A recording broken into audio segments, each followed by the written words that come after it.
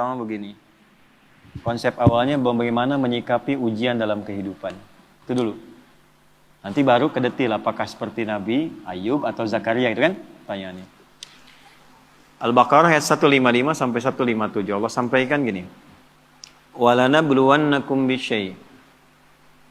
Di situ pakai la sebagai taukid. Lalu pakai nunnya ta'zim. Tadi kita bahas waktu subuh. Demi keagunganku, aku membuat hukum dalam kehidupan. Setiap hambaku yang ingin sukses, dia mesti mengeksplor kemampuannya meraih kesuksesan itu dengan melewati tahapan-tahapan kehidupan. Itu yang kita sebut ujian. Sebab kalau tidak diuji, tidak mungkin kita bisa meraih apa yang kita harapkan. Anak-anak mau jalan kan latihan dulu. Mau bicara latihan dulu. Anak sekolah lulus latihan dulu. Itu hukum kehidupan. Dengan berlatih itu semua potensi di diri kita hidup. Itulah adilnya Allah. Kalau nggak dibegitukan, ini nggak kuat nih. Kaki nggak kuat jalan, tangan nggak berfungsi, otak nggak berfungsi. Dibuat sistem kehidupan kita itu berjalan. Lewat apa? Ujian. Jadi sebetulnya ujian-ujian yang kita hadapi itu satu secara fitrah Allah siapkan untuk memperkuat diri kita dan sistem bagian tubuh kita. Satu itu. Yang kedua, ujian hidup itu sebetulnya mengantarkan kepada setiap harapan dan kesuksesan yang ingin kita raih. Jadi kalau kita berdoa nih ya, Allah kasih hukum gini. Ya Allah, saya pengen lulus ke kampus A. Bagaimana jalan ke sana? Nah, itu sistemnya ada ujian khusus tuh. Ini yang dipelajari. Kamu tingkatkan belajarnya begini, ya, spend waktunya seperti ini, atur waktunya begini, yang dipelajari begini, mekanismenya diberikan instrumennya kepada kita. Otaknya dikasih, jalannya dikasih, pikirannya dikasih, hidup semua itu. Jadi kalau cuman pengen lulus tapi nggak ikut sistem ini, nggak akan masuk. Salah ya? Nanti sama semuanya. Yang pengen pintar ada jalannya, yang pengen kerja ada, yang pengen sukses ada. Dibuat sistem seperti itu sehingga sibgoh kehidupan dunia kita untuk tatanan kehidupan ini semua hidup.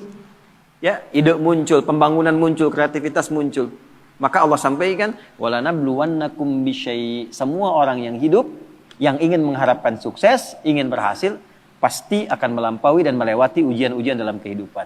Contohnya apa? Kegelisahan. Ju', rasa lapar. Bisa diartikan aset yang berkurang. Ya, naik turun dalam kehidupan. Kemudian naqsi minan amwal, yang tadinya naik, matang, turun. Ya, itu diuji itu supaya apa? Ada dua tuh. Ya, satu supaya kemampuan potensi kita itu hidup lagi. Kalau nggak gitu nggak keluar ide-ide kita itu. Nggak keluar kemampuan kita. Makanya uniknya perusahaan-perusahaan hebat kadang-kadang bikin studi, bikin masalah. Coba cari perusahaan besar itu. Kadang-kadang bikin masalah dulu nyelesain sendiri. Supaya apa? Muncul ide baru. Nah, Allah sudah bikin fitrah dalam hidup. Diciptakan itu supaya semua potensi kita keluar. Yang kedua, sebetulnya jawaban dari doa kita. Nggak ada satupun ujian kecuali sesuai dengan permintaan kita. Itu adilnya Allah. La yukallifullahu nafsan illa usaha. Allah nggak mungkin nguji kecuali sesuai kemampuan yang jadi kebutuhan kita. Apa butuhnya, apa pengennya, sesuai sifat ujiannya. Jadi kalau Anda sekarang mengalami masalah, sebetulnya masalah itu disiapkan oleh Allah untuk mewujudkan doa-doa kita. Harapannya pengen apa, ini ujiannya. Dan kita mampu melakukan itu. Ya, makanya tadi di surat Al-Insyirah waktu subuh kita bahas itu harus optimis. Begitu diuji, yakin saya bisa. Karena nggak mungkin Allah titipkan kalau tidak mampu menjalaninya. Jadi jangan pernah kita mencela satu persoalan hidup yang diujikan. Karena sesungguhnya ujian itu hasil dari permintaan kita sendiri. Saya pengen nikah ya Allah, tentukan tanggal sekian. Dikirim, ya, lewatin ini nih. Ya, nah ujian yang diberikan kepada Razik itu tidak akan diberikan kepada Fauzi. Gak akan sama ujiannya. Yang satu pengen lulus ujian kampus, pengen cepat wisuda. Yang satu pengen wisuda anak orang, ya kan? Nah itu ujiannya beda, gak akan sama. Masalahnya pun beda. Jadi ketika melewati masalah itu sebetulnya ingin mengabulkan doa yang diminta. Nah, jadi jangan pernah menyalahkan masalah. Gara-gara ini nih saya begini. Tidak, nanti hikmahnya datang belakangan. Nah ilmu hikmah itu mahal. Hikmah itu tingkat ilmu tertinggi. Kalau belum paham, yakini dulu, lewatin dulu, baru nanti hikmah datang belakangan. Nah sekarang baru kita masuk mas. Sebelum ke Nabi Zakaria dan Nabi Ayub tadi, bagaimana menyelesaikannya? Ya, Allah kasih contoh dulu. Nanti kamu kegelisahan pasti ada. Ya, lapar itu ada, gitu kan? Kemudian ujian berkurang harta, kadang naik, kadang turun ada, gitu. Dikurangin dulu nih supaya kreativitas muncul, nanti diakumulasikan lagi. Ya, kalau nggak begitu nggak akan kreatif. Wal anfus sakit, capek, lelah, ada tetangga, kerabat meninggal, keluarga dan sebagainya, supaya belajar dari kebaikan dia. Ya, selalu ada hikmah. Nah, ujungnya apa? Ada wat samarat. Nah, ini kurang tepat menurut saya diartikan di terjemahan. Wat samarat diartikan dan bebuahan.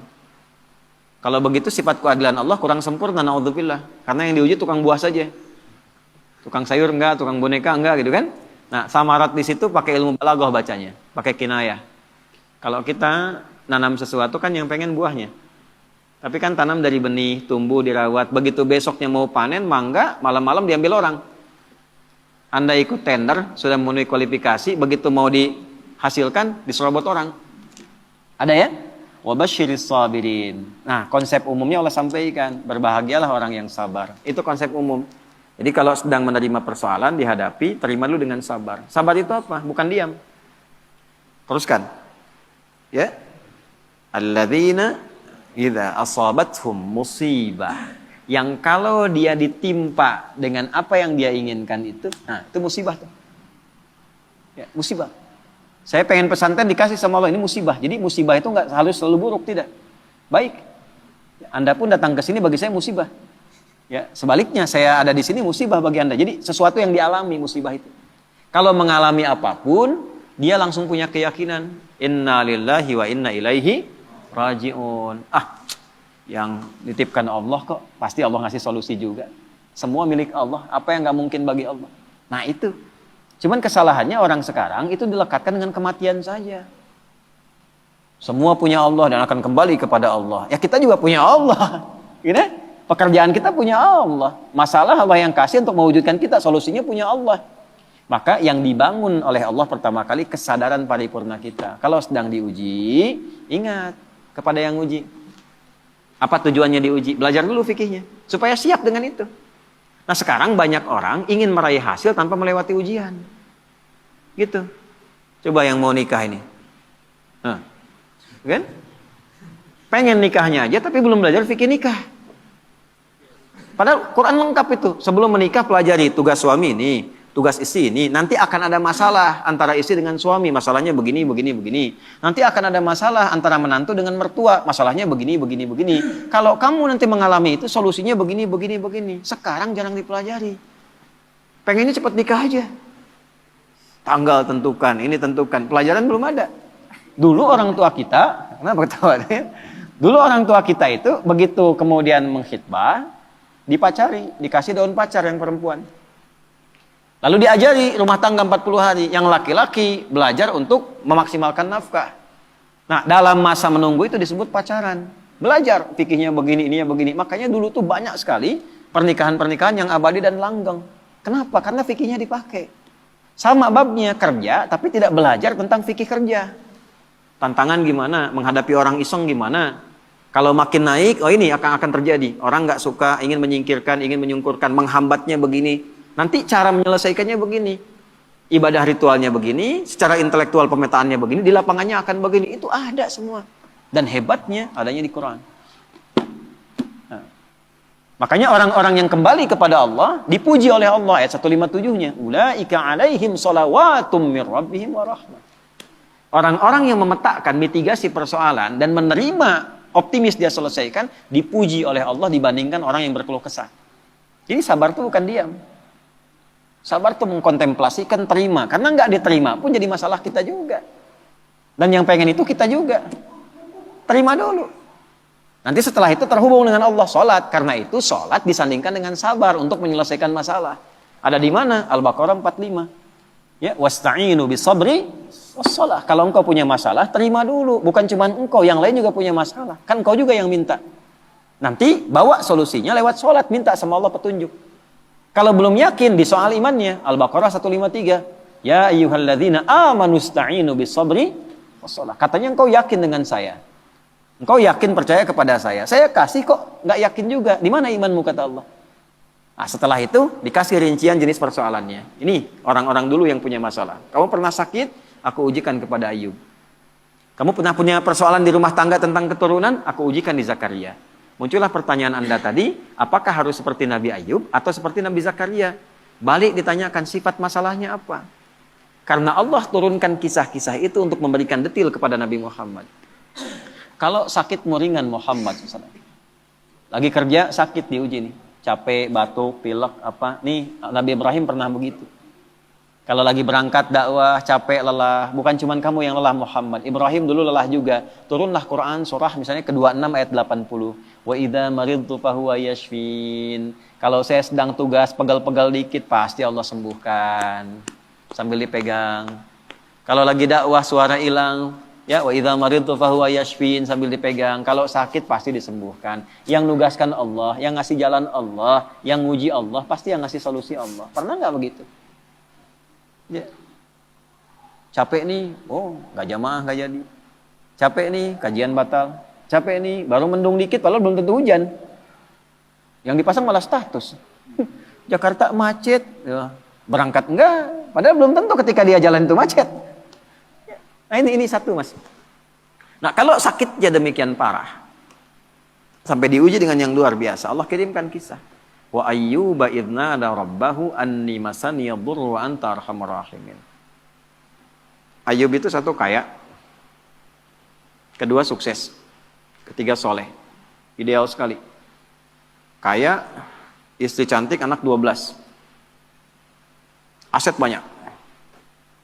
Asetnya banyak. Kebun, termasuk paling kaya. Soleh. Berbaginya, nabi lagi. Setan mengajukan permintaan kepada Allah untuk menguji Ayub ini, menggoda Ayub dengan 3 sifatnya sekaligus. Menghilangkan kekayaannya, menghilangkan keturunannya, menghambat kesolehannya. Tapi diizinkan oleh Allah untuk memberikan satu hikmah dan petunjuk kepada umat di masa depan. Kalau diuji dengan yang seperti ini, zikirnya begini. Pertama, minta kepada Allah supaya semua aset kekayaannya habis dalam sehari. Maka dalam sehari ternaknya mati semua, kebunnya kebakar semua habis. Dalam sehari. Setan melakukan itu, menduga Ayub akan putus asa, mengeluh kepada Allah. Yang terjadi justru ibadahnya naik 2 kali lipat. Nggak komen tentang aset itu. Alhamdulillah engkau yang titipkan, kau yang ambil, selesai itu. Sehingga jadi rumus. Ya, jadi rumus tuh. Nih, rumus Ayub tuh begini. Contoh nih ya. Ini sendal di depan nih. Itu titipan dari Allah bukan? Kalau titipan yang punya siapa? Allah. Nitip nih, kalau nitip diklaim sama yang dititipi, benar nggak? Tidak kan? Ya kan? Kalau yang dititipi berarti kan akan mengembalikan kan? Nah, kalau dikembalikan dalam keadaan rusak, seneng nggak yang nitipkan? Tidak. Saya nitipkan untuk dipakai pada yang baik, dipakai untuk nyuri, seneng nggak? Tidak. Begitu dititipkan dan berhasil mengolah itu, diambil sama yang menitipkan, alhamdulillah. Ya Allah, engkau titipkan kebun, aku sudah pakai sesuai dengan apa yang engkau perintahkan. Aku rawat, aku tanam, aku bagi, aku share, aku sedekah. Sekarang kau ambil lagi, alhamdulillah, sukses saya menjaga titipan. Dan Allah mengatakan kalau sukses aku ganti lebih di akhirat. Jadi milik kamu, lebih indah lagi. Jadi Nabi Ayub tuh melihat sesuatu itu titipan Allah saja. Kalau hilang, alhamdulillah cari dulu. Kalau nggak ketemu, alhamdulillah tugas selesai. Titipan selesai. Yang penting hisabnya ringan. Itu Ayub. Malah nambah soleh. Ya. Nah, bisa nggak itu kita bawa dalam kehidupan sehari-hari? Ya, makanya kata Nabi, ajaban li amril mu'min, orang beriman tuh sempurna, mengagumkan perkaranya. Kalau dapat kesuksesan dia bersyukur, jadi nggak berlebihan. Allah juga yang nitipkan kok. Kalau diuji dengan persoalan dia bersabar, yang punya Allah juga kok. Gitu. Jadi sama aja antara ada dengan tiada, sama aja. Dinikmati aja. Nah, dalam menjalani itu butuh penyesuaian. Disitulah ada pahala. Ya. Kalau nggak ada ujian nggak ada pahala. Nggak ada pahala. Nggak tahu caranya kita berdoa, berkeluh kesah, minta dan sebagainya. Jadi saya kembali kepada awal ketika Anda bertanya tentang sikap Nabi Ayub. Secara konseptual dari Al-Quran yang pertama kali adalah satu. Jika dihadapkan pada ujian kekayaan, ini yang harus dilakukan. Kalau jatuh pun begini caranya. Kalau sedang maju di atas bersyukur, jangan terlalu angkuh, jangan sombong dan sebagainya. Kata kapan-kapan Allah bisa ambil, itu loh hikmahnya. Kalau diambil pun jangan banyak disesali. Toh yang punya bukan kita kok. Ya, belajar sama tukang parkir. Datang mobil, beda-beda biasa aja. Ya, nggak ada tukang parkir begitu Alphard pergi langsung marah katanya, woi ngapain diambil? Nggak ada, biasa aja. Gitu. Nggak ada bangga sampai selfie dengan mobil orang gitu, biasa aja. Dapat titipan, begitu waktunya diambil, pulang selesai. Itu problemnya kadang-kadang. Nah, ngajinya nggak sampai ke situ. Fikih syukurnya banyak, fikih sabarnya nggak dipelajari. Itu satu. Yang kedua, begitu naik meningkat, ya Allah minta anaknya meninggal dalam sehari semua. Diuji meninggal semua sehari, Pak. 12 sih. Dikira akan down. Ternyata naik 2 kali lipat. Berarti udah 4 kali lipat dari sebelumnya. Tinggal yang terakhir, ya Allah kok masih naik nih. Bikin sakit ya Allah. Saya minta ngajukan yang terakhir sakit. Yang sakitnya tidak pernah dialami oleh orang sebelumnya, nggak akan dirasakan oleh orang setelahnya. Ya. Istrinya datang mengatakan, Pak, kenapa nggak memohon pada Allah sembuh? Ditanya balik, kita itu senang, sehat, syukur berapa lama? Dijawab kurang lebih 20 tahun. Ada riwayat mengatakan 70 tahun. Sekarang diuji dengan hilang ini, ujian sabar dan saya sakit berapa lama? Ada riwayat mengatakan 7 tahun, ada riwayat mengatakan ya, sekian belas tahun. Kata Ayub begini, nanti aja kalau ujian sabarnya sudah sama dengan ujian syukur, baru saya minta sama Allah. Malu, dikasih 20 tahun senang, kaya, baik, kan? Tapi baru dikasih masih 15 tahun, 7 tahun dalam riwayat sebagian mengatakan, baru dikasih segini kita sudah mengeluh. Ntar aja kalau sabarnya udah sama dengan syukur sehingga seimbang. Tapi ketika sakitnya sudah mengganggu beliau untuk melaksanakan rutinitas ibadahnya. Tadinya masih bisa bangun, sekarang sakitnya sudah nggak bisa menahan berdirinya. Sholatnya sudah susah dan sebagainya. Baru Ayub minta kepada Allah. Dibukalah dengan fathah, bukan dengan dhammah. Kita tahu yang ngaji nahwu, setiap kalimat dalam bahasa Arab digunakan dhammah di awalnya, namanya mubtada. Tapi khusus ayat ini pakai fathah. Wa ayyuba, bukan wa ayyubu. Fathah itu membuka sesuatu sebagai inspirasi. Wa ayyuba. Dan aku buka kisah Ayub sebagai inspirasi untukmu. Kalau engkau mengalami persoalan yang sama, lakukan seperti Ayub menjalaninya. Idznada rabbahu anni masani yadurru wa anta arhamur rahimin. Ketika Ayub bermohon kepada Allah kesembuhan untuk ibadahnya, bukan sekedar sembuhnya. Anda sakit berobat ke dokter. Pengen sembuh atau pengen dekat sama Allah? Beda tuh. Ya, saya sakit nih, diberi sakit oleh Allah nih, minta sembuh. Semua orang minta sembuh yang sakit. Tapi jarang ada yang minta sembuh untuk meningkatkan ibadahnya kepada Allah. Ya Allah, saya pengen sehat supaya tahajud. Ya Allah, saya pengen sehat supaya pengen baca Al-Quran. Tarik ke situ. Nah, ketika ditarik ke aspek ibadah, apa yang terjadi? Ya. Dan kalimatnya indah. Wa anta arhamur rahimin, ya Allah. Aku pengen meningkatkan ibadah kepadamu, tapi penyakit ini menghambat, sedangkan kau yang paling sayang kepadaku. Kalau dengan yang paling sayang tidak mengabulkan, kepada siapa lagi aku mesti minta? Itu pakai fa, subuh tadi kita belajar. Fastajabna, nggak pakai jeda, langsung dijawab. Fastajabna lahu. Kami langsung jawab. Fakashafna ma bihi min dur. Yang hilang-hilang, yang terasa sakit, habis semua, diselesaikan. Yang paling menarik, wa atainahu wa ahlahu mithlahum ma'ahu. Kami balikan lagi keluarga yang tadinya hilang. Tadi kan 12 anak itu meninggal dalam sehari kan? Tiba-tiba begitu sembuh, berhubungan lagi dengan istrinya hamil lagi, begitu hamil kembar 12 kali hamil, jadi 24. Yang tadinya 12 meninggal, sekarang lahir baru anak 24. Tuh, Zik, 24 tuh. Ya. Setelah itu apa? Karena Ayub ini dikenal dermawan, bagus, suka berbagi, maka orang viral, Ayub sudah sembuh, datanglah nengok. Datang itu bawa sesuatu. Ada yang datang bawa hasil kebun, datang mau nyerahkan, kaya lagi 2 kali lipat dari sebelumnya lagi. Dan ditutup dengan kalimat ujungnya, wa dzikra lil abidin. Kami tidak khususkan ini untuk Ayub, tapi bagi setiap hamba kamu yang punya persoalan serupa, lakukan zikirnya Ayub. Ujiannya apa? Sakit. Ujian harta. Sedang turun, omset dan sebagainya. Ya kan? Atau dengan hal tadi yang disebutkan, maka zikir Ayub bacakan. Apa zikirnya? Ya? Anni masani yadurru wa anta arhamur rahimin. Itu. Jelas ya? Oke. Zakaria berbeda. Zakaria ujiannya di rumah tangga, istri divonis tidak mungkin punya keturunan. Wa imra'ati aqir. Istriku divonis, maaf, monopus dan mandul. Secara medis gak mungkin. Maka apa yang dilakukan? Membangun pendekatan kepada Allah, sholat. Ya, tapi kalimatnya indah.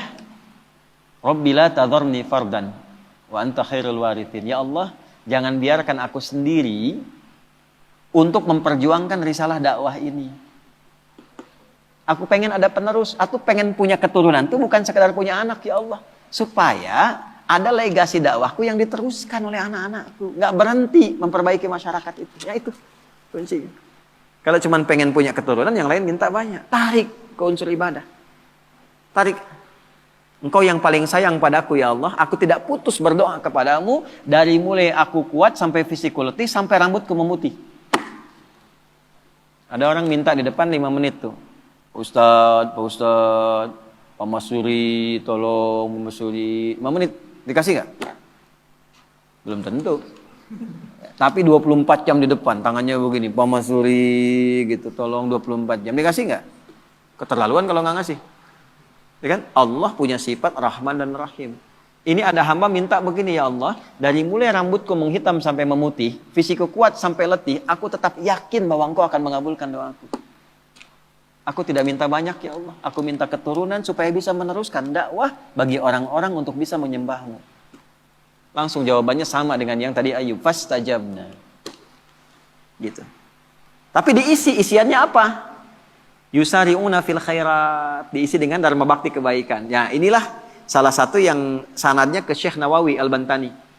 Ya, jadi kalau pengen cepat doa dijawab, salah satunya bukan sekedar doa. Sertakan dengan kebaikan. Bisa dengan infak kalau ada harta. Ya, bisa dengan ibadah tenaga, sholat tambah, baca Quran tambah. Supaya Allah mempercepat pengabulan doa. Nah itulah wasilah. Ada konsepnya di Quran surah 5 ayat 35. Ya ayyuhalladzina amanu taqullaha wabdaghu ilaihil wasilah. Hei orang beriman, kalau punya hajat, punya keinginan, tingkatkan takwamu kepada Allah. Dan jadikan takwa itu sebagai wasilah. Bentuknya apa? Takwa dengan tenaga, amal solehnya, sholat. Kan nggak bayar sholat. Kan? Takwa dengan harta, infak, sedekah. Cari anak yatim, cari penghafal Quran, ya, cari janda-janda dan sebagainya misalnya. Yang memang ada tanggungan yang bisa kita bantu. Itu jadikan wasilah untuk minta. Cuma mintanya jangan tarik ke dunia. Pandai. Tarik ke akhirat. Minta sama Allah. Tarik. Gitu. Saya pengen punya ini ya Allah. Supaya saya bisa beramal soleh. Nah itu. Jelas ya? Nah jadi sekarang tinggal pilih mas. Nanti indahnya di Quran itu semuanya ada contoh. Nabi Ibrahim ada persoalannya. Nabi Nuh ada persoalan. Semua nabi yang ada di Quran itu semuanya ada hikmahnya.